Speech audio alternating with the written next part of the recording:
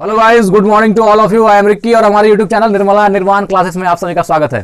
तो चल रहे थे हम लोग वैदिक सभ्यता लुसेंट में। आप जानते हैं कि हर दिन हम आपके लिए लुसेंट का मतलब आगे का पॉइंट लेकर के आते हैं जितना मेरा बोर्ड पे अटता है। तो आइए स्टार्ट करते हैं। वैदिक सभ्यता चौथा चैप्टर था और चौथा चैप्टर का ये लास्ट वीडियो है। इसके बाद जो है पांचवा चैप्टर स्टार्ट हो जाएगा। तो आइए स्टार्ट करते, देखते हैं क्या है। पहले कुछ पॉइंट हो गया था, कुछ पॉइंट बाकी था। आइए देखते हैं क्या है। तो कह रहा है गाय की हत्या करने वाले, क्या कह रहा है, गाय की हत्या करने वाले या उसे घायल करने वाले के लिए वेदों में मृत्युदंड अथवा देश से निकाले की व्यवस्था की गई है। देश से निकाले की व्यवस्था, देश निकाले मतलब तड़ी पार, है ना, देश निकाले की सजा। तो गाय की हत्या करने वाले, वैदिक सभ्यता युग में जो गाय की हत्या करते थे, गाय की हत्या करने वाले या उसे घायल करने वाले के लिए वेदों में मृत्युदंड अथवा देश से निकाले की व्यवस्था की गई थी। मतलब आप गाय की हत्या नहीं कर सकते हैं। ठीक है, दूसरा पॉइंट देखते हैं क्या है। आर्यों का प्रिय पशु घोड़ा, है ना। आर्य लोग जो वैदिक सभ्यता में थे, तो आर्यों का प्रिय पशु क्या था, घोड़ा। एवं सर्वाधिक प्रिय देवता कौन थे, इंद्र। सर्वाधिक प्रिय देवता कौन थे, इंद्र। और आर्यों का जो प्रिय पशु है वो कौन था, घोड़ा था। आर्यों का प्रिय पशु घोड़ा था और सर्वाधिक जो है प्रिय देवता कौन थे, इंद्र थे। ये सब ऑब्जेक्टिव क्वेश्चन याद रखना है। ये आर्यों के लिए वैदिक सभ्यता चल रही है। ठीक है, आगे देखते हैं। आर्यों द्वारा खोजी गई धातु लोहा थी। एकदम ऑब्जेक्टिव क्वेश्चन है, इसको तुरंत याद कर लीजिए। आर्यों द्वारा खोजी गई धातु क्या थी, लोहा थी। आर्यों द्वारा खोजी गई धातु लोहा थी जिसे श्याम अयस, देखिए कुछ लोग इसको अयस्क पढ़ देते हैं, अयस्क नहीं है, अयस है, ओ यस में हलंत। तो जिसे श्याम अयस, तो आपको तुरंत याद करना है लोहा को वैदिक युग में जो आर्य लोग थे वो क्या बोलते थे, श्याम अयस कहा जाता था। ठीक है ना। तो आर्यों द्वारा खोजी गई धातु लोहा थी जिसे श्याम अयस कहा जाता था। आगे देखते हैं। तांबे को लोहित अयस, तांबे को क्या बोलते थे, लोहित अयस। देखिए तांबा है तो लोहित अयस और लोहा है तो श्याम अयस। लोहा है तो श्याम अयस, लोहा है तो श्याम अयस और तांबा है तो लोहित अयस। हम तुरंत याद कर लिए 1 मिनट में, है ना। तांबा को वैदिक युग में आर्य लोग क्या बोलते थे मित्र, तो उसको बोलते थे लोहित अयस और लोहे को क्या बोलते थे, श्याम अयस। ठीक है ना, कहा जाता था। आगे बढ़ते हैं।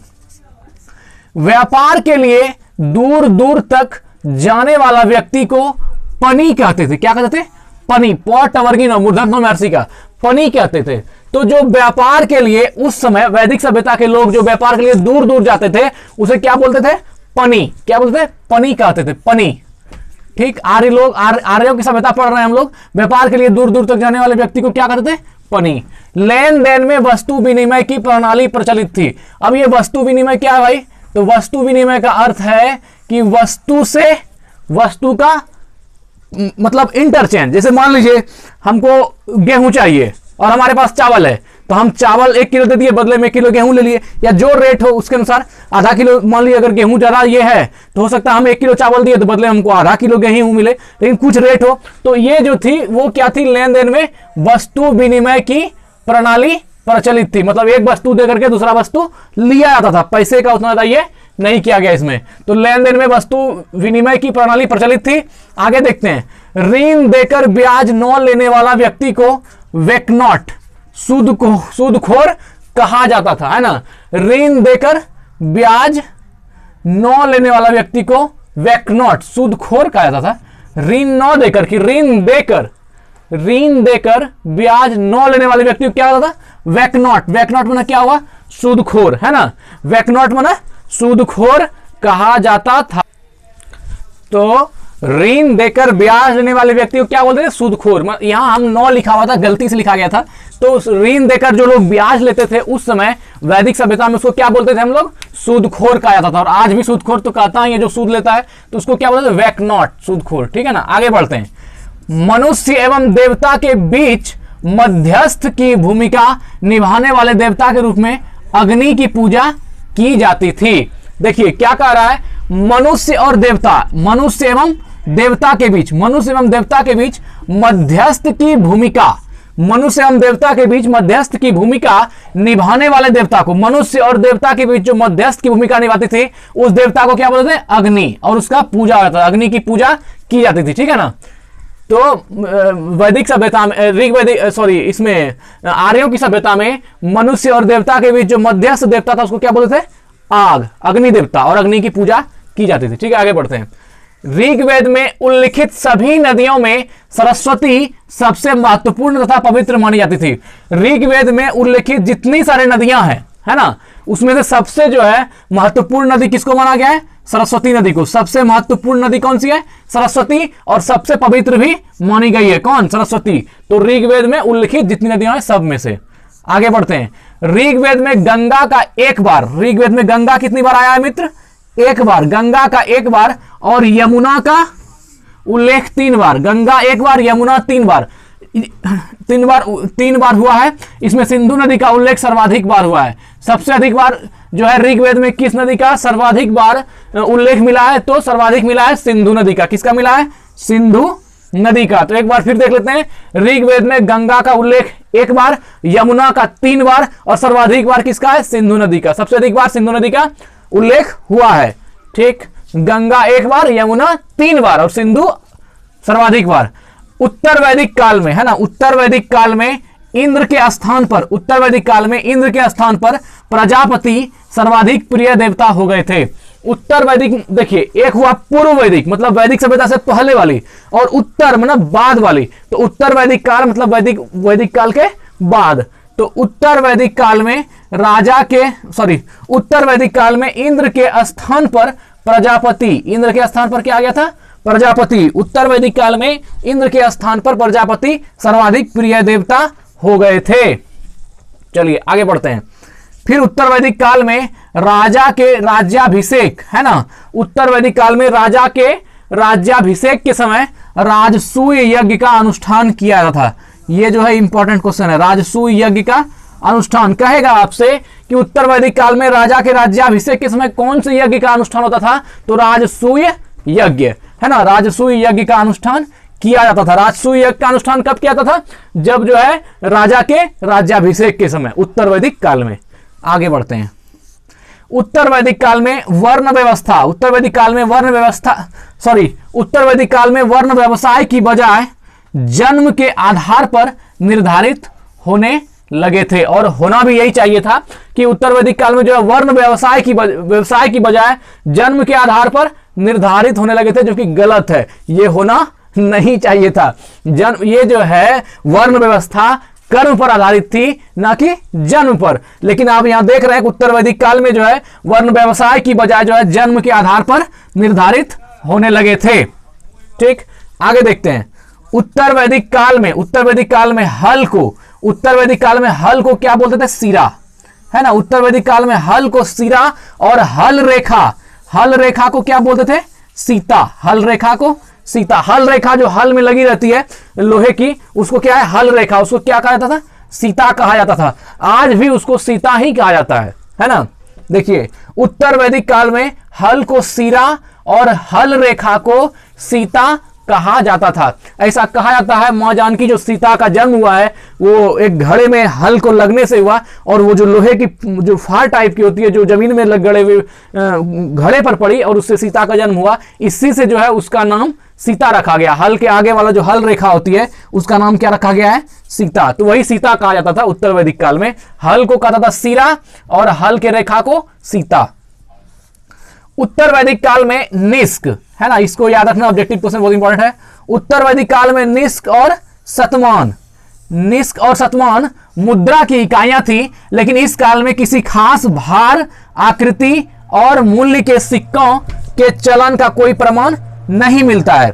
देखिए क्या कर रहा है उत्तर वैदिक काल में? निष्क और शतमान। क्या निष्क और शतमान। उत्तर वैदिक काल में जो मुद्रा की इकाइयां थी क्या थी? निष्क और शतमान। तो उत्तर वैदिक काल में निष्क और शतमान मुद्रा की इकाइयां थी, लेकिन इस काल में किसी खास भार या आकृति और मूल्यों के इकाइयों के चलन का कोई प्रमाण नहीं मिलता है। बस 2 सिक्का निष्क और शतमान का पता चलता है, और बाकी जो है इसके किसी भार, आकृति और मूल्य के सिक्कों का कोई भी प्रचलन नहीं मिलता है। आगे बढ़ते हैं। सांख्य दर्शन है ना, सांख्य दर्शन महर्षि कपिल। तो सांख्य दर्शन भारत के सभी दर्शनों में सबसे प्राचीन है। कौन? सांख्य दर्शन जो है भारत के सभी दर्शनों में सबसे प्राचीन दर्शन है। इसके अनुसार मूल तत्व कितने हैं? 25 हैं। ये इंपॉर्टेंट है। सांख्य दर्शन में मूल तत्वों को कितनी मानी गई है? 25 मानी गई है, जिसमें प्रकृति पहला तत्व है। प्रकृति को पहला तत्व, देखिए सांख्य दर्शन भारत का सबसे प्राचीन दर्शन तो है ही, और इसमें जो माना गया है मूल तत्व वह 25 माना गया, और 25 में जो सबसे प्रथम तत्व है उसको क्या माना गया है, वह है पहला तत्व है प्रकृति, नेचर, है ना। प्रकृति पहला तत्व मानी गई है सांख्य दर्शन में। ठीक, आगे बढ़ते हैं। सत्यमेव जयते, ये क्वेश्चन तो बहुत बार पूछा गया है।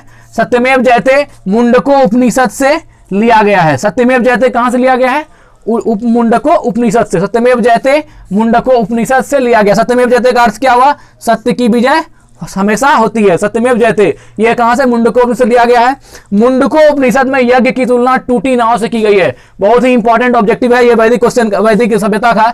मुंडको उपनिषद में यज्ञ की तुलना किससे की गई है, टूटी हुई नाव से, है ना। वैदिक सभ्यता में या फिर आर्यों की समाज में मुंडको उपनिषद में यज्ञ की तुलना टूटी नाव से की गई है। मुंडको उपनिषद में यज्ञ की तुलना किससे की गई है, टूटी नाव से की गई है।